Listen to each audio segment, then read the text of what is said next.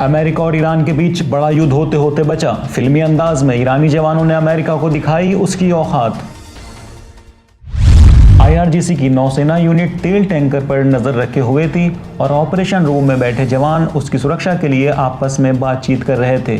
तभी अचानक उन्हें कुछ गड़बड़ी महसूस हुई और नौसेना की रैपिड एक्शन फोर्स की टीम को हेलीकॉप्टर से इलाके की ओर रवाना कर दिया गया।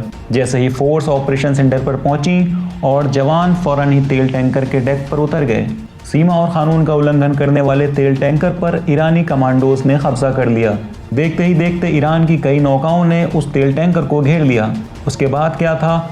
उल्लंघन करने वाले टैंकर पर आसमान से ड्रोन, पानी में स्पीड बोट और ज़मीन पर ऑपरेशन रूप में नज़र रखी जाने लगी और जवानों ने उन्हें सुरक्षा घेरे में ले लिया। अभी ये ऑपरेशन चल ही रहा था कि अमेरिकी युद्धपोत DDG-68 और DDG-112 ने हस्तक्षेप करने की कोशिश की। ईरानी जवानों ने अमेरिकी नौसेना को संदेश दिया, मामले में हस्तक्षेप ना करें और तुरंत दूर हो जाएं और इलाके से निकल जाएं। तभी अमेरिकी नौसेना की कमांड से संदेश आता है कि उसका ऑपरेशन इंटरनेशनल वाटर्स में हो रहा है। लगता था कि मामला युद्ध तक पहुंच जाएगा, तभी अचानक अमेरिकी हेलीकॉप्टर ने उड़ान भरी और उसके इरादे नेक नजर नहीं आ रहे थे। ईरानी जवानों ने अमेरिकी युद्धपोत को वार्निंग दी कि आपके हेलीकॉप्टर की कार्यवाही खतरनाक है, आपको आदेश दिया जा रहा है कि इलाके से निकल जाएं।